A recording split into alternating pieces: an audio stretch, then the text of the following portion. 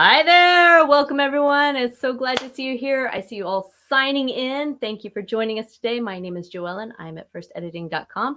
Today, we have with us Keith Ogerick from the Author Learning Center. So as you sign in, please say hello, where you're coming into from us. And today, we're going to talk about the 3 phases of effective book editing. And we might share that we're going to go through all of that information. So let me just check and see who's climbing in. We got some comments. I'll just say hello right quick. And those of you who are joining us on the replay, thank you. Appreciate you being here, and we're glad that you signed up. So hello to Denise out there in Bournemouth, and Lois is publishing, needs help with that marketing. Again, very good there. We have in Massachusetts, California, Florida, San Diego, Ohio. We're hitting all over here. Vancouver, East Coast of Florida. Again, Marie, I'm glad you got connected. I know it can be hard, but sometimes technology helps, sometimes it hinders. So we're there. San Diego, South Carolina, very nice. And you should be hearing things. If you can't hear anything, please let us know. Albuquerque, Indiana, Dallas, North Carolina, many, many more. There's a lot from San Diego today. So again, Kansas, hello, Kansas. I'm from Kansas. It's good to have you here. I'm from Salina originally. Seattle, Powley's Island in South Carolina. I think I've been there. That's fun. Floridians, New Jersey, Washington, a lot of these, New Haven. Again, just drop in your name, where you're coming to us from. Michigan, there is a delay as you sign in, so we'll say hello to all of you if we don't say hello to you personally. Let's just get started here, and I can introduce us. Let's go. Right here. All right, so industry changes are making a lot of difference in the world here, and it's been one of the best times in history to be an author, but it's also one of the most confusing times. So it has all of the different publishing options and the challenges that are coming to us that are available. So we need to look through those and decide how we're going to counter them. In this session, we have Author Learning Center President Keith Ogerick. He's going to discuss the 3 phases of effective book marketing, and we're very excited about that. Learning to publish is why I started this channel and the podcast, and I want to help authors like you. We want to navigate through this whole process of publishing after editing, and marketing is so very important. So my name is Joellen Nordstrom. I'm from firstediting.com. I'm an editor, not a publisher. I'm a lifelong student, entrepreneur, and a certified story coach for authors, and that's why we're here talking today. I'm also the founder of First Editing and the host of our publishing podcast, Publishing Power Podcast. So we're a growing community, and it helps people like you to figure out how to self-edit and then competently work with a professional editor, move along to a marketer, a publisher, etc. And today we're going to talk about writing, editing, and what happens next during the book marketing process. And you really need to prepare for this, and we'll have all these questions. We're going to ask you to write in your questions as we go through.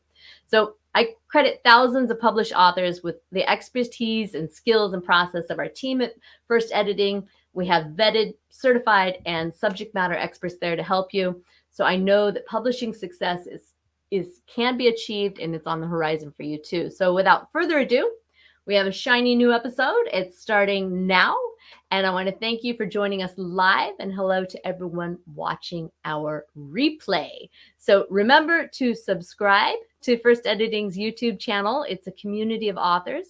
And if you go over to firstediting.com, you can sign up for our newsletter there, where you can get a free editing sample and a critique of your manuscript to help you decide what needs to be done. So our purpose here is to always show you how to edit and write better so that you're inspired to become a published author that you desire. And of course, we love working with the Author Learning Center because they are also helping all of these writers to achieve their goals. We've had millions of writers here visit our website. I've never encountered one author who could not benefit from learning to edit, not one. So we're giving you knowledge, and it is going to empower you to complete your publishing journey.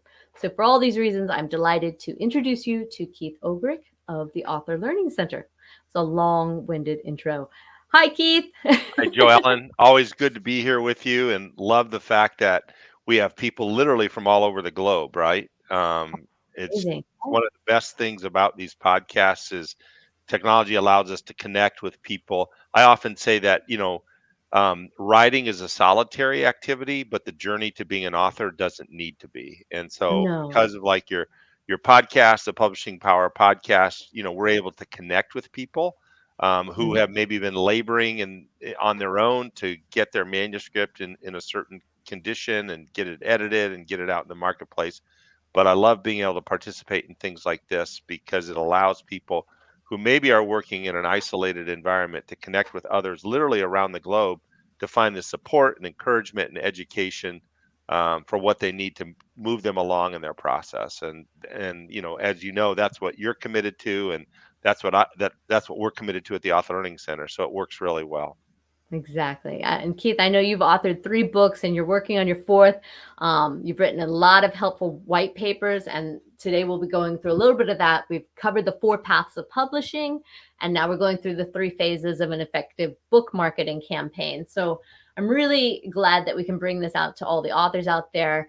I know that you speak at other events out there, and that's great.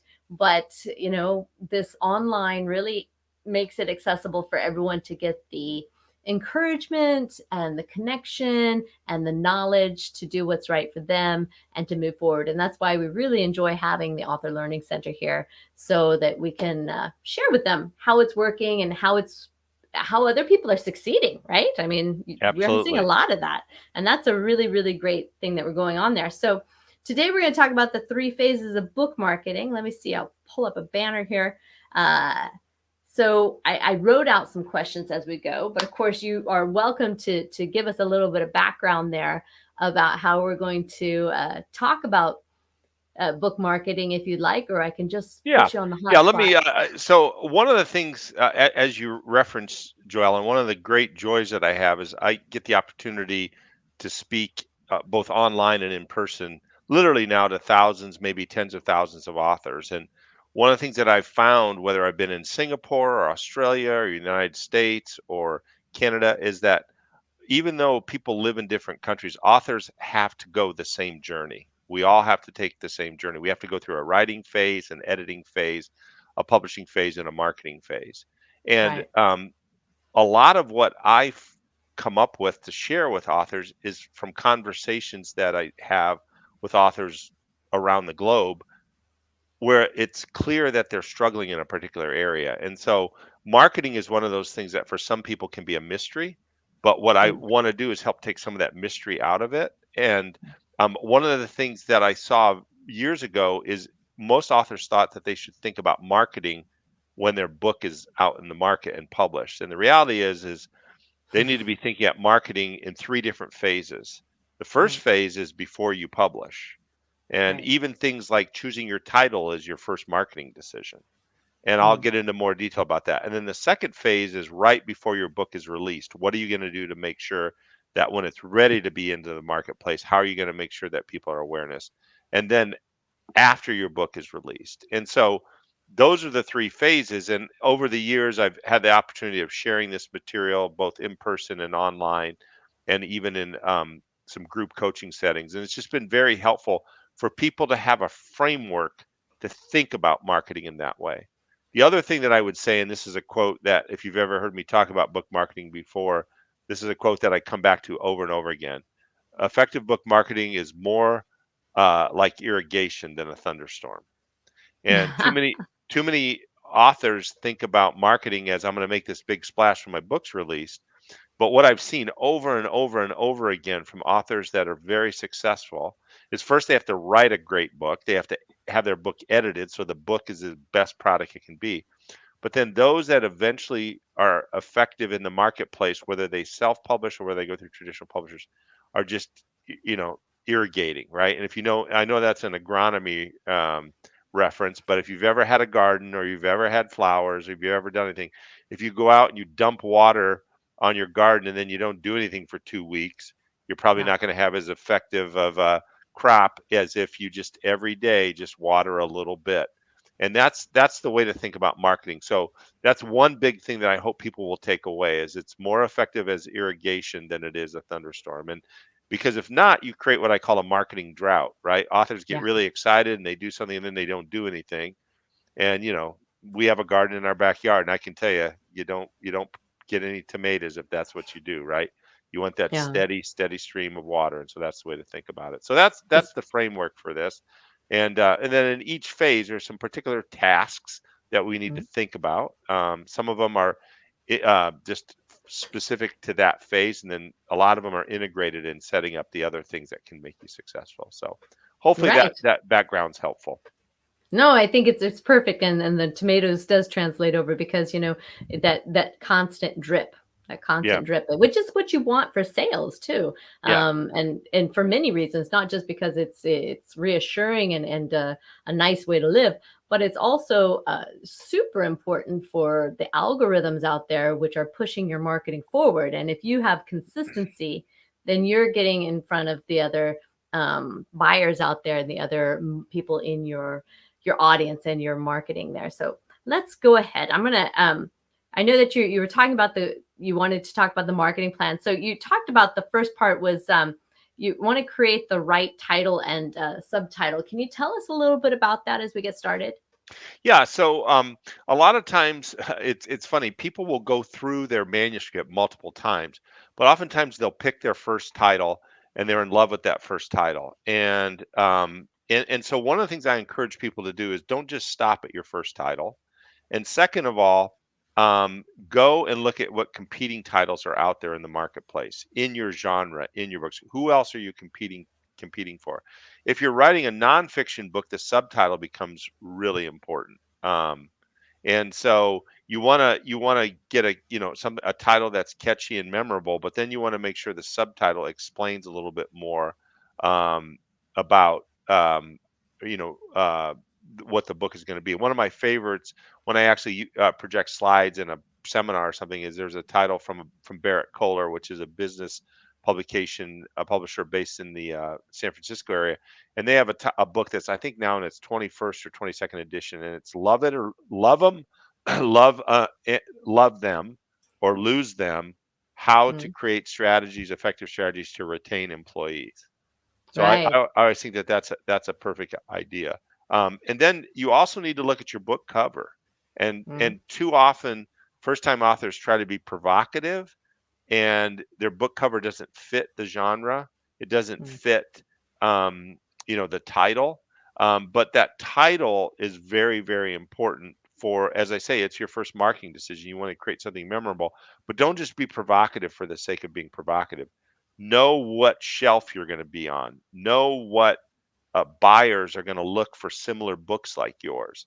And you don't want to absolutely imitate them, but you want to feel like it belongs on the same shelf at a Barnes and Noble or at a library that other books that would be similar to yours would both have a title and it would look like. So right.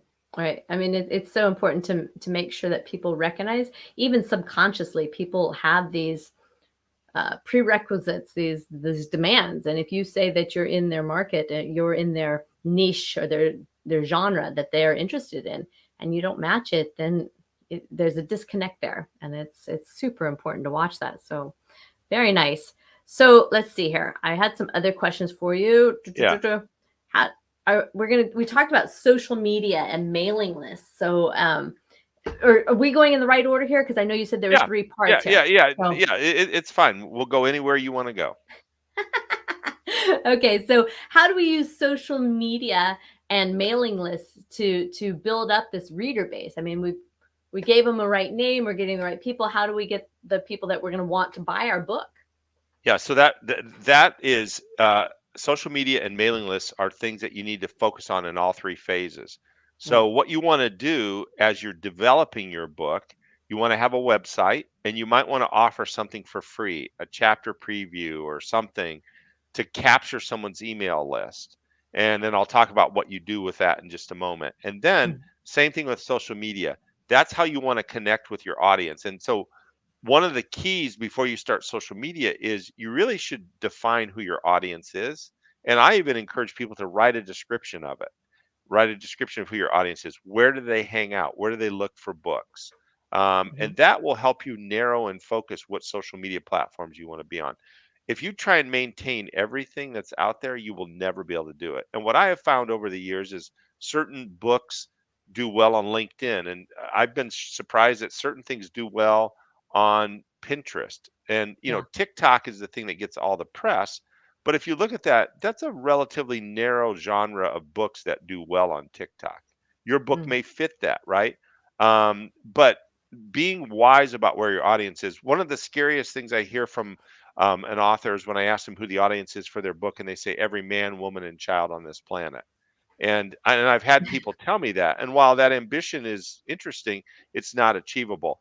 And I had Yeah. the privilege a few weeks ago to be in New York with one of the major publishers and moderating a panel of marketing people, publicity people, and editors. And they all just absolutely agreed that when they think about a book, starting from the editing phase through the marketing phase, through the publicity phase, who's the audience for this book, because that helps you define how you're going to reach them. So when you define that in your first phase, it's important, and it helps you define where you're going to go on social media. And then the mailing list is important because this allows you to build a relationship with your authors even before your book is there. So Mm. I can't even tell you how I got signed up, but Dan Brown is a very successful author, probably most well known for the Da Vinci Code. But Right. I'm on his mailing list, and I was surprised that he had a book. This is a couple years ago. He had a book coming out, another book, and he was emailing you. He was emailing ahead of the book coming out. And one of the things that he did is he had three different covers, and this is a ploy that you can use. And he allowed his audience to vote on which cover. Now, it doesn't mean that he didn't tell you what the votes were. He may have had a cover in mind, but I Right. knew 6 months or 8 months before Dan Brown's book was ever in the bookstore that he had a book coming out. Mm. And so when you build a mailing list, you want to take advantage of that, and then you get some sense of anticipation. And now, the book is out, and now you've got this people, and you announce them, and you send them the link, and you allow them to build. So building that social media platform. And then the other thing I would tell you on social media is engage your audience. If people make a comment, make sure Yeah. you reply to them, because that's Yes. the way that you build the relationship, both on the mailing list and social media. People want to know you as an author, and if they know you as an author, they'll be even more interested in your book. So, and then as you launch your book, you use those same platforms, just like Dan did with his second book. He announced it, but I knew it was coming 6 or 8 months. Now I didn't buy the book; it wasn't interested. Like I said, I'm not even sure how I got signed up, but I was fascinated that a successful author like that, a multi-million selling author, was using those same ploys that anyone listening on this podcast can do to build relationships and build anticipation, which is really good. So Right. I think it's so great to have, have a list of what you're gonna how you can engage, because I mean, it's really important to have that connection so that people are excited, and like you said, planting the seeds yeah. again.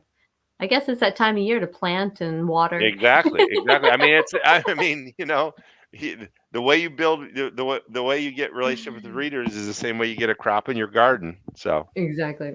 So, and so this is you're getting these people. I want to ask about how do we get an audience profile, or an author? How does he develop an audience profile?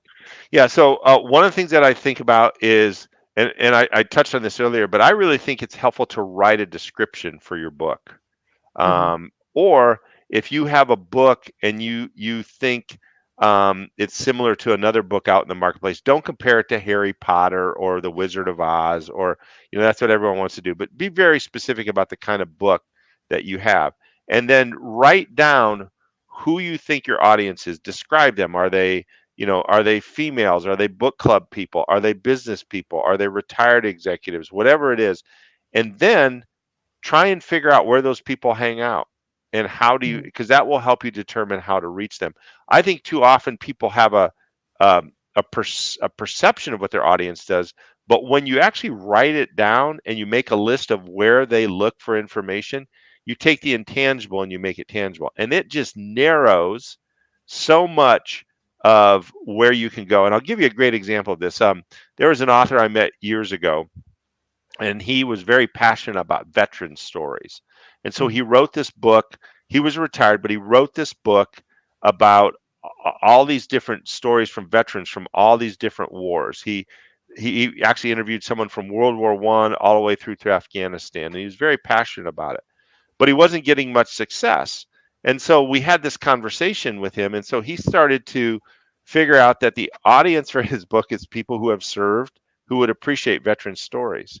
And so what he Exactly. started doing, I mean, this is very simple, but it brought him such great joy, is he started contacting VFW posts. Ah, And he was retired, so yeah. he would travel, he and his wife would travel, and he would just contact VFW posts ahead of time. And he would Mhm. do book signings. And I'll never forget this. I got a call from him. I forget where he's at. He was like Wyoming or somewhere. Just out of the blue, I got a call from him. He said, "You know where I'm at right now?" And I said, "No, no, I'm Wyoming." Because I was just at a VFW post and I just sold 20 or 30 books. And again, he wasn't doing this to he was retired. He wasn't trying to change his financial standing. He wanted to get the stories out. And so Mhm. by narrowing his audience, he knew how to reach people, right?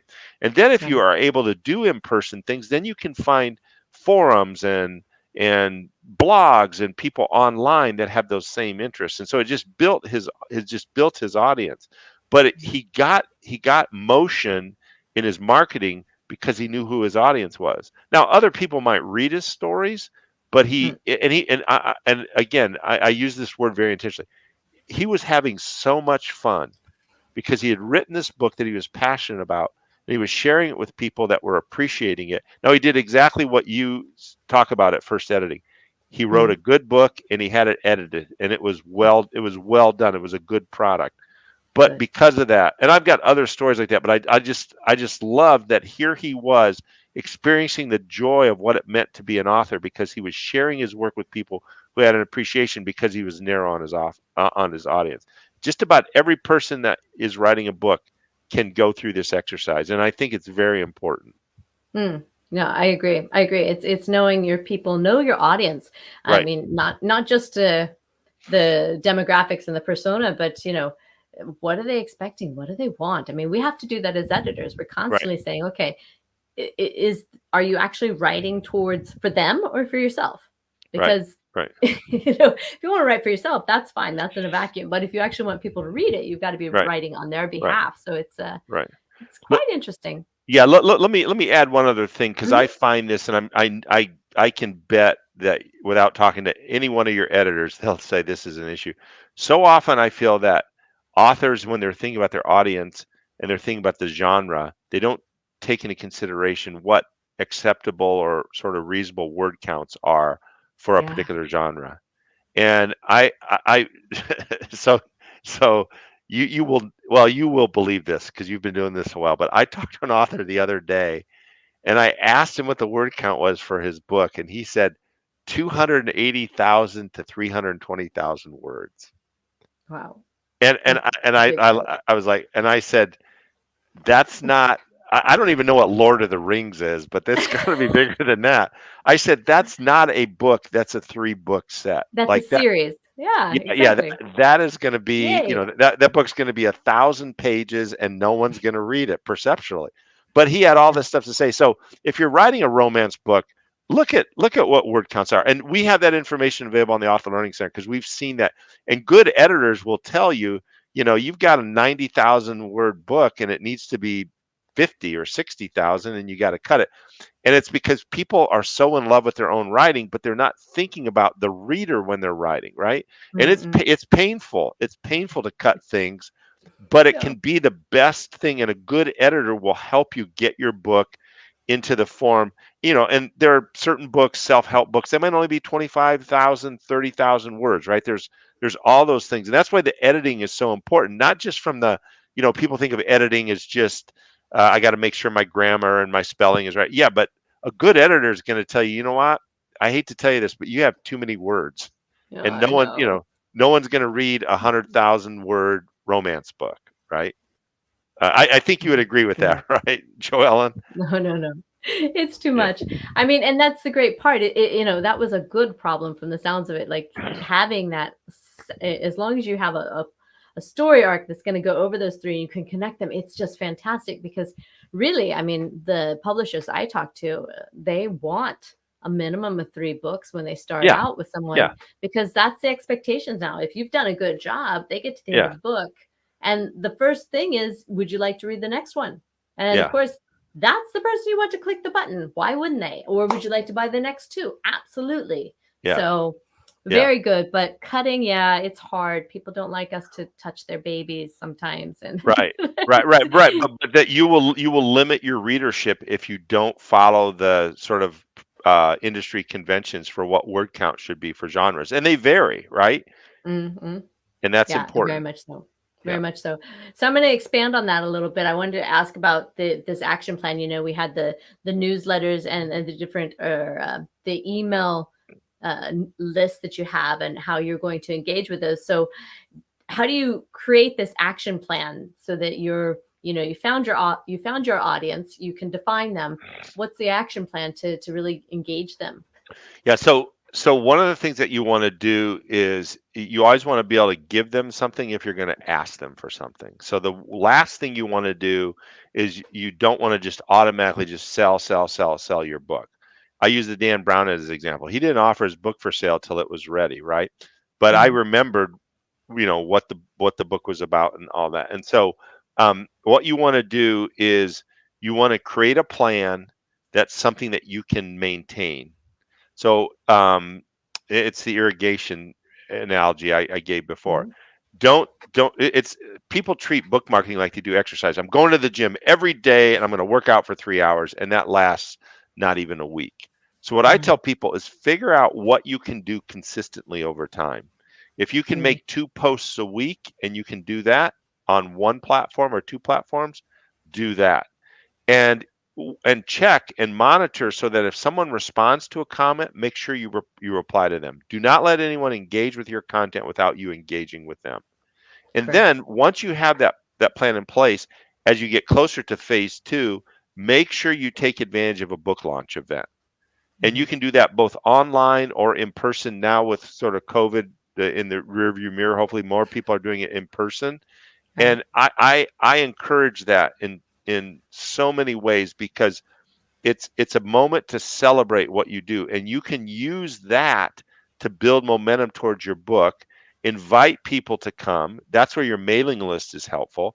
Be Hmm. creative about where you get it, where you do it, right? Well, I've got so many stories, but one of my favorites is there's an author who wrote a mystery, a cozy mystery, and it was set in a hometown she grew up in. I think it was somewhere in the Northeast, and one of the Hmm. settings was a real sort of local diner.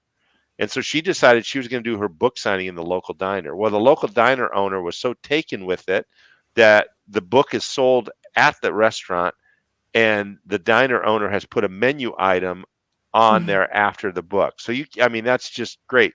And so, but when you do that book signing, take advantage of it in terms of leading people up to it.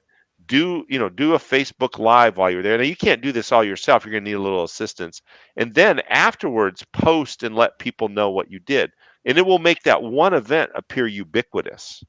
So a lot of an action plan is just continuing to take advantage. If you do something, if you speak somewhere, lead up to it, do something while you're there, and then let people know afterwards. And then have a website where you can keep all those resources. If you do a radio interview, you do something.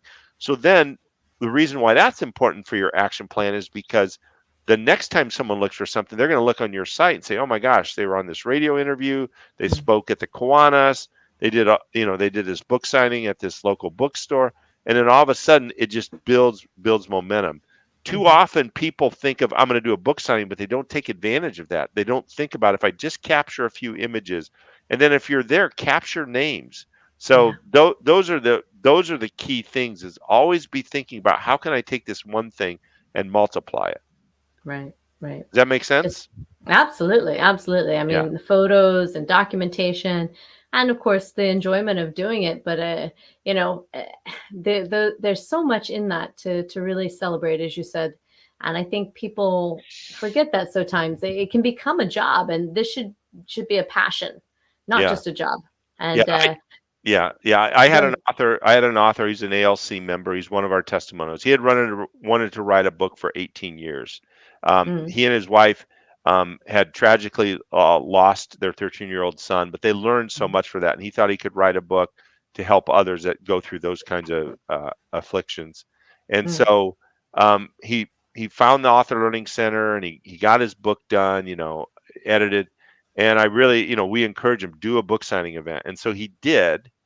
And mhm, I'll never forget what he said to me. He said, "I'm so glad you had me do that." He had like 100 people. He did it. He had moved away, but he moved back to the town that he had mostly worked in and lived in. And he had 100 people show up. mm, So he sold 100 books. But what was also interesting was that he told me, he said, there's only 3 times when people gather like this. He said, a wow, funeral, a wedding, and he said in a book signing, because he said, I had people I hadn't seen for 10 years show up because he had done yeah, all the things we're talking about. He built a list, he put on social media, and he said, he said, that's what it reminded him of, a wedding and a funeral. Funerals are sad, weddings are happy. But he said, all these people who I hadn't seen, who hadn't seen each other. And it was like this big party for him. And I think he sold 100 books, but it wasn't about the 100 books. It was celebrating all that work. He had wanted to do this for 18 years, and he continues to send me emails and stuff and talks about how he runs into people who've read the book and stuff. And that's the joy of being an author, right? mm, Maybe you'll be J.K. Rowling and your life will change financially, but for the most of us, it's about impacting other people with the words and the writing that we have. right. And I think that's so important. And for him, I'm sure having his son's name, I mean, and keeping it alive there is Oh yeah, yeah, fantastic. yeah, yeah, yeah. I mean, I could tell you, he sends me these little anecdotes all the time, and I'll just tell you one other one. He lives in a different community, but he went to vote. And Mm, the person, he's at the voting booth location, and they look up the name and say, okay, what's your name, Joe Ellen? And the woman mm. looked at his name and she goes, I read your book. He had never met this woman, but they figured out Huh? that someone he knew this woman and had given him a copy of the book. And Mm, that's the other part of the joy. But he had done all the things that we're talking about in terms of, he followed this 3 phases, and so he's continued to just cultivate, and he's a busy man, but he does a little bit all the time, and it makes a difference. it does. It does. Yeah. It makes a huge difference. Okay, let me see. I had a couple of the questions here. I'm going to go through those. And if I've missed anything, I know that you can tell us what we're missing on. So we talked about the events that we're talking there. We mentioned book signing. Are there any other events that we should think about Yeah, when we're absolutely. celebrating? Great question. One of the things that I encourage people to do is, if they have a local library, ask about a library. And libraries are always looking for programming. And if you have Mhm. a children's book, you can do a book reading. Yeah. When you go to do an event at a library, have a plan. Say, here's what I'm going to do. I'm going to do a reading, or I'm going to, if you have a cookbook, I'm going to make an example. And then the library will promote that for you, right? They're always looking, particularly if you're a member of that community. The other Mm, thing is that I encourage people to think about speaking based on their audience to service clubs. And a lot of yeah. people are a little shy about speaking, but I love telling these examples, because speaking, like anything else, is a practice skill. And Mhm. and it doesn't matter the size of the audience, and it doesn't matter who the audience is, because you never know who's going to be in that audience. And I've Right. got I've got examples of people who spoke to a group. This one, I just had this story just a few weeks ago. This author spoke to a group. There's like 15 people in the audience, but there was a Mhm. person in the audience who worked at an organization that thought everyone in that organization should read their book. So that person ordered 100 books. Wow. Then another one, a person was speaking to a group, and there was like 30 people there. But there was Mhm. a person in the audience who was actually scheduling speakers for a event that had an audience of 1,500. And that Wow. person, that heard him speak to the 30, booked him for the 1,500. And so, Mm. I don't know what he got paid to speak to the 30, but he told me he got 5 grand to speak to the 1,500, right?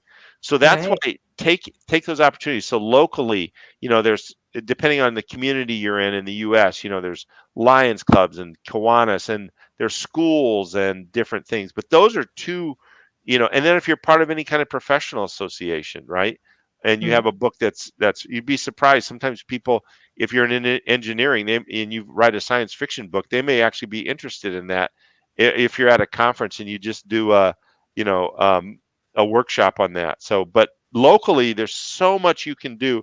And it's interesting, I was just with again a major publisher in New York a couple weeks ago, and there we had a panel with marketing people, and these people market, you know, very well-known authors of very well-known books. And what they told the audience is the first thing you should do if it's your first book is start locally. And there's Mm. so much opportunity there. So those are things that you could do. But again, think about your plan, capture all that information, put it on your website, have your mailing list, let people know that, post it to your social media. And then the last thing I'll say to that is there's an author, you can look him up on, I think he's on YouTube. His name is Mark Crowley. He published a book Mm. called Lead from the Heart. He was self-published for 10 years, but he did everything that I'm talking about. And after 10 years, he got picked up by a traditional publisher. Exactly. And there's a video interview. I think it's on YouTube. Um, and just put Mark Crowley, Lead from the Heart, and his little section talking about what he did to get to marketing. It's Mm. like a it's amazing. He did exactly what we're talking about, and then eventually got picked up by a traditional publisher, which was very cool. So Right. anyway, And I mean, it takes time, but those seeds plant. And I just love yeah, that. I've been thinking about, how eventually it rolls over. And part of that isn't just growing the book, it's also growing yourself as a speaker, as a yeah, promoter, as a yeah, marketer, because, those opportunities may have been there, but you weren't ready for them yet. But right, when you are, you'll see them, you'll acknowledge them, you'll touch on the right things, and they'll go. Especially when you get to do public speaking. I mean, the best part is if you get booked for a 1,500 person audience, then you really want to make the offer of, okay, and everyone in the audience should get my book, because yeah, quite often they'll wrap that in, or at yeah, least the ebook. yeah, And that's really good, because then depending upon what you got, you've got a whole new mailing list. You've got everything you need, to send what you're offering there. And it's really fantastic. And it's you grow with your book, and yeah, it is a exactly. process. Yeah, It's yeah, very yeah. much a process. And a book opens up opportunities for you that a PowerPoint presentation never will, right? That No, that's the no, reality. absolutely not. But I'm going to go back to what you're committed to as an organization. Make sure your book is as good as it can be when you put it into the marketplace, which means you need to make sure it's edited well. And Mm, too often, I also do a lot of things in Hollywood, and too often books um, lose interest in Hollywood because they're just not written well. They're not edited no. well, a developmental edit would have helped this book.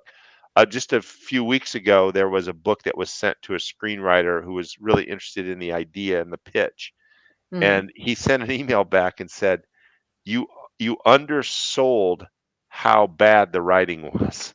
Like we had, the producer had qualified it, said, "Well, the book's not great, but and you look at that book and it's like a developmental edit and a line edit, and it would have Yeah. made the story so much more easy to digest." So You get one shot. yeah, One. exactly. Yeah, I can't emphasize that enough. One other thing I'll say is sometimes I'll talk to people and they'll say, "Well, I'm just writing this for my family," and I look at them and say, "Why would you want to bore your family?" Like, even if you're writing it for your family, make it as good as it can be, because you don't want your grandkids going, "I can't even read this," right? No. So It's anyway, but it's yeah, your time and energy and money, and there's a lot invested in this. yeah, And if you're gonna do it, it don't think you'll do it later. Do it right the yeah, first time, because if you a didn't have hundred time, percent. to do it right the first time, you really think you're gonna have time to do it better Yep, later. yep, So absolutely.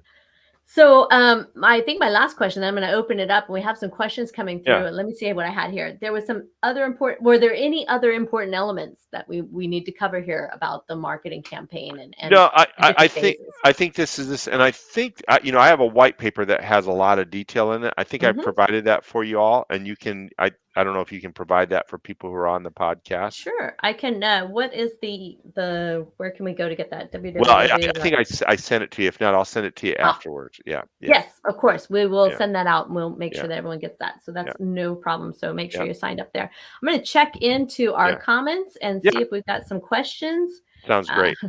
love this. Do it right the first time. Yes. Leading from the heart. Please put author's name in chat. His name was Mark, Crowley, right? yeah, Mark Crowley. Yeah, yeah. Mark. Is it It's CR? it's it's Lead from the Heart, Mark Crowley, and I think it's MarkCrowley, and you can probably find his website too. Just and it's one of the things I enjoy most about this particular vocation is just I just get to meet some of the most interesting people and just Yeah. hear their stories and what inspired them to write books. And he was just a delightful man, and I have great joy in commending him to other people because I think his book is really good, and Mm. he's an example of irrigation, not thunderstorm. So Exactly. Gary, I know you say that you're missing words here and there's no closed caption. There should be a closed caption when we have the replay. I know that doesn't solve your problem now. I apologize. I don't know why. Check your YouTube settings there. It should be available as far as I know. All right. We have a question here. If the author always takes the books to the events, having bought them from the publisher at the author price, those sales will not register with Amazon or the other book sales statistics. What to do is the question. Can we answer that? I don't know that there is an answer. no, there isn't an answer. The only thing is you're going to make a lot more margin on your books Mm, because of Amazon, or because of you're not going to be paying Amazon their take. Um, but the other thing that you can encourage people to do is if you like the book, tell people that they can find it on Amazon. So if they go home and they tell their friends, they'll buy it. One of the things that's changed, or two things. One, if you talk to the leading publishers, they'll still tell you that the best marketing is still word of mouth. right. That if I read a book and I say, "Hey, you ought to read this book." I mean, I have books on my shelf. Some I've read because I read a review or I heard an interview, but others I have. We have daughters and son-in-laws and wives, and my wife, and we'll say, "Hey, I read this book," or I have a friend who's a voracious reader, and if Mm, she recommends a book to me, there's a pretty good chance I'm going to read it. So as long as it's available on Amazon, you can get other people to buy it there. But unfortunately, the only downside here is you're probably going to make more margin on your book by selling it directly. right, right. All right. So here we have what about a digital book launch? And somebody responded here. Uh, yes, we have Leanne says a digital book watch.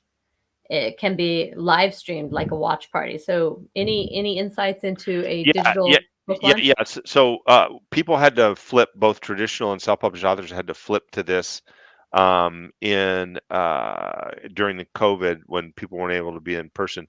The one challenge with this is you need to make it very easy for people to buy your book, right? Mhm. A lot of times you do this party in this event, but you don't have the link up there to make it easy to buy. And so what I find in digital book launches, you can do live streams, you can do Zooms, you can do a lot of different things, but you want to make sure that people can buy the book because when they're at a physical book signing, it's pretty hard not to buy a book, right? Because there's Right. stacks of books and you're either at a bookstore or somewhere and there's people taking money. So you almost, if nothing else, feel like you have to buy a book, right? Yeah.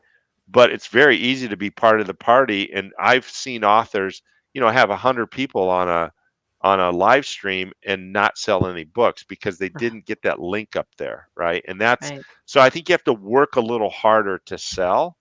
And then the other thing is you need to, have a pretty decent sized list. I will tell you that in the past, libraries and stuff would do online events, and sometimes authors have been more successful um, creating a launch in conjunction with a library.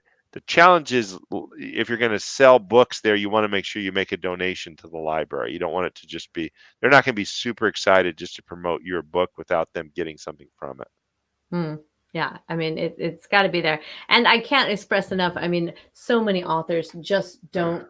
They don't want to be marketers. They just want to Right. write, and they want to be left alone. But Yeah. the truth is in today's world, you know, you are doing them a disservice if you don't ask them. People want Right. to be asked. They want Right. to. They really do. They wouldn't be there otherwise. So when Right. you offer them the opportunity to be part of what's happening, to be part of the conversation and more of what you're having with them, and then to also purchase their book.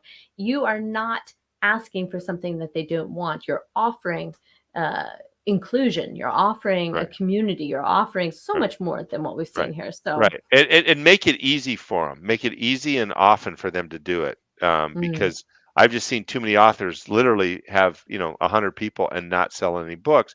Not because people weren't interested, but because they had no idea. Don't make them search for, no, that. So, no, no, no. yeah. We have another question here. What are hangouts for readers? Where would we look for places my reader hangs out? Love that. So that's a function of genre. So for example, if you have a business book, chances are they're going to be somewhere on LinkedIn, right? Hmm. I'm not an authority on Pinterest, but I've seen some authors be very successful on Pinterest, right? Yeah. So hanging out is a function of writing that description of who your audience is, Mm. and then figuring out where they might be on social media, right? I know, you know, uh, TikTok has been a thing, but also there might be associations. There was a book a while ago.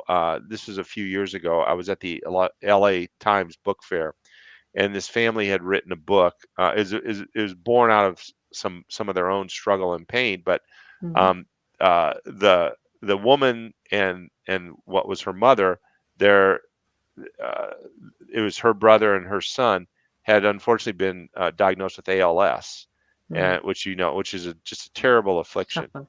And his children were struggling to figure out what was going on with daddy, right? Mm. And they found there was no book out there, so they wrote a book. Right. So they were trying to just go generally to bookstores and stuff, and we went through this exercise and shape your where's your audience. Well, if you start looking, there are a number of like ALS support groups, and ALS is just a horrible affliction. I've had friends who've been afflicted by it. I even hate talking about it. But Mm. what it did is it connected, like just that simple question, like don't think you got to go to the bookstores and Walmart and all that. Yeah. Figure out online where these groups are and and they built this huge network. And so that book was able to help people, right, whose children maybe had parents who were starting to struggle through this, and they had no, that's the whole reason they wrote the book. So that Right. simple idea, so it is just thinking about who would be most interested in your book, who would this book help the most, right? Mm. And you got to do a little work and a little research, but you can figure out where they hang out. Mm. um, and the opposite of that is don't try and be everything to everybody, right? Yeah. I was in an audience of authors the other day, and they wanted to get on The View. I think it was The View, and it was like, Mm. and the panelist said, start locally. Like we all want to be Yeah. on The View, but or CBS This Morning or something. It's just like Um, the odds of that happening are so astronomical, but you can do a lot by doing it locally and thinking those things out. So hopefully that answers that question. and again, you may not be ready for the view yet, but you get in there, you do the public speaking, you make a great Yes. presentation, and suddenly you are the right person when they're looking for you. So Yeah. when you are ready and the universe aligns, bling, Yep. it all works And out. So, let me say one thing about the speaking thing. I forgot to say this, but this has been a very helpful uh, thing that we tell Author Learning Center presenters, and we mm, tell people when they're pitching. Don't tell me everything you know. Tell me two or three things I'll never forget. exactly. And so too often, if you've written this book, you tell the whole story. Don't do that. Tell me two or three things I'll never forget. That will Mm, give you the opportunity to do that. And I've talked to traditional publishers, and publicists have said that's what they tell their authors now, because authors are used to writing volumes, but when you do an interview or you do a speech or you do something, it takes time and discipline, but tell me two or three things you don't want to forget, not everything you know. And that's how we exactly. do that. That's how we've coached on the Author Learning Center our presenters, because we have super knowledgeable people, but it's like, yeah, we're going to cut half your slides because we want people to remember two or three things. Exactly, exactly. Okay, we're winding up here. So if there's any other questions, please let us know. I'll try to keep this in the timeline. If you don't have a web page, but just a page on like Facebook or Twitter, how do you use these as a site to sell or gain interest? So usually you can put links in the comments, that that, or sometimes you can post a link on Facebook. Mm, That, like, if you're gonna uh, connect to Amazon, or maybe your publisher has a website or something. Usually they'll allow you to post links that allow you to sell there. But again, you want to be careful. You don't want to sell you know, every time you're talking to your audience, right? No. Because then they're going to be like, ugh, right? Yeah. But they want to get to know you and they want to trust you, and then and you just want to make it easy for them to, to purchase. But I would encourage you, having a website these days is not that difficult. I mean, No. and because that becomes your central repository where you can collect. Because if you do the things that we were talking about, you have a speaking engagement and you have a radio interview and you have a newspaper article and you have all this stuff. Mm. You can't put all that on Twitter. No one can go to Joe Ellen's website or Joe Ellen's Twitter and see all that. But if they go to Joe Mm. Ellen's website, then I can see all that. And I was like, wow, there's a lot of interest in this book. I should pay attention. Mm-hmm. Exactly.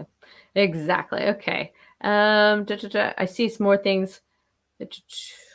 All right. Yvonne is very helpful in here. Thank you. Let's see here. Suresh has a question here. How do you send your novel to be made a part of a college course? Oh my goodness. Again, right connections is finding your audience and then submitting to the right place. It's not simple, but you need to go to the publishers that are used. And if you know of a book that is similar, that you are has the same audience and would be used for the same course in the same way, then you need to approach that publishing company or that university that is using the book that's similar, and then feel out from there. That's Yeah. my Eh, advice from the academic research parts that we have here, because it's not everybody. You can't put it out there in general, and even knowing the journals and things like that, you really need to know who's going to use this. And once you get the first one or two cells, then of course the recommended, and the biggest thing is the people who make those decisions are the professors. Yeah. They are the ones who decide what they're going to have in the course and how it's going to be done. So you really need to, that word of mouth goes on. And then if they use it again next year, you want to update your edition, keep all of that going along. But it is a process, and find where something similar to yours is already being used and approach the professor, the university, and the publishing house that's doing that, and see what works for you. Yeah. Sometimes they're required to go through certain channels. So you need to know what those channels are. Yeah, Mark Crowley. So he did interviews for Balboa Press, which was his self-publishing. So Mm-hmm. that's what, when you search on YouTube, you want to search Mark Crowley, Balboa Press. His book is being taught in universities, and so he talks about that. Like sometimes a professor they'll have to get approval from the department chair or the dean or whatever to use a book, but his book is being taught in universities. And again, this is why it's irrigation. I think someone heard him speak, right? Or Mm-hmm. someone, and so sometimes you can sort of go through the back door, you can go through the front door. If you're going through like you said, if you're going to go through an education publisher, that can be a longer process, Oh but you yeah. might meet someone or they're teaching a course and they want to use your book, right? And then if that's good, then you now have a new audience for your book and people are talking about stuff. I still remember certain books I read in college, right? And a professor made a curriculum choice. Yeah. So Yeah. I like it. Great, great. Okay, so let me see here. I had another one. How many words should I send as a sample for editing? I'm going to take that question. yeah, go ahead. That one's yours. um, we do 10,000 words, and we'll send it back to you within 24 hours. That's firstediting.com. We will get an editor who is an expert in your genre, and they will make recommendations on the level of editing and what type of editing you need, and they'll answer any questions you have. So please don't fail on that. Check us out at firstediting.com. And along with that, you want to visit the Author Learning Center, because this is the community that's going to keep you connected and keep you as you said, this constant, what can you realistically achieve, and setting up goals for yourself to become a published author. And I think this is fantastic as we do these situations here. Reedsy is too much like a factory. Okay, I'm reading all this. How do you get an endorsement connection? Some are suitable but elusive to find. Email. Yeah, I don't have an answer for that one. So I haven't pointed you this, but one of the reasons why we created the Author Learning Center is we have now, I think, over almost 300 recorded webinars. If you Hmm. go to the search bar, because we get this question a lot, if you go to the search bar and type in endorsements. We've had presenters talk about that. We have articles and Okay. interviews. I personally don't know how to do it, but that's why we get experts who have done it successfully, and they'll Mm, tell you how to do it. that's good. So again, go to the experts. Send in 10,000 words. We'll send it back about 1,000. Excellent. So thank you so much, Keith. Was there anything we missed today that we want to touch before we wrap it up? No, I wish we had like a little screen. I'd do like a test with blanks. Marketing is best when it's more like irrigation than a thunderstorm. If nothing Exactly. else, and it's most effective when it's done in 3 phases. And hopefully, you'll let me know if y'all don't have that white paper. I'll be sure to provide it for anyone who wants it, because it takes this and breaks it down a little more detail than we've been able to do in an hour. But what I'm confident of is if you write a good book and have a book edited well, and you have Mm, a good title, yeah. um, and you apply the principles that we've talked about today, you will connect with your audience. I always say I don't know how many books you will sell if you publish, but I know how many you will if you don't. And I don't Exactly. know how many people you will impact if you publish, but I know how many you will if you don't. And the most important reason to publish a book and put it out into the marketplace is because your book will impact the lives of people who you never meet, and it will go to places that you will never travel. And that's the power of what becoming an author does for you. And it's the joy of why it's worth all the work and all the self-doubt and all the fear and all the first time you get the editor's notes back and you realize, yeah, yeah, yeah, exactly. Most people's first reaction, if they've never said it, is, I've just wasted my life, because they see it. So this book that I'm working on, I have a co-author, and I've written some books. He had not written books. It's been a great joy working with him, Mm. and I had to prepare him, right? Oh yeah. Like, I was like, okay, we got the editor's notes back. Yeah. I'm going to show this to you. This is really good. Like, this person did a really, really good job for us. Very Exactly. thoughtful. But it looks really bad, because Yeah. it's just really marked up. And but Mm. yeah, I can't emphasize that enough, how important it is, what a good editor will do to make your book become even better. So, Yeah, it's okay. good. I'm so glad. Thank you so much for coming today, Keith. And thank you to everyone out there watching and all of the people who are joining us on the replay. I do appreciate you coming here.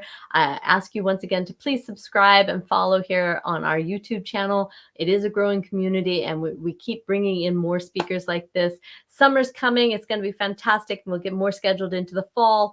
And I just want to say thank you. I hope you've enjoyed it. Please check out the Author Learning Center. It has been our pleasure to host Keith Ogrick today. Jump over to firstediting.com and we'll be glad to answer any questions you have. And we will be mailing out the white paper and the link to the replay. So again, thank you, thank you, thank you. It's been our pleasure. All right, I'm going to go end the broadcast so we can wave and say goodbye, Keith. Bye, everyone. Hello. Thanks for Bye joining bye. us.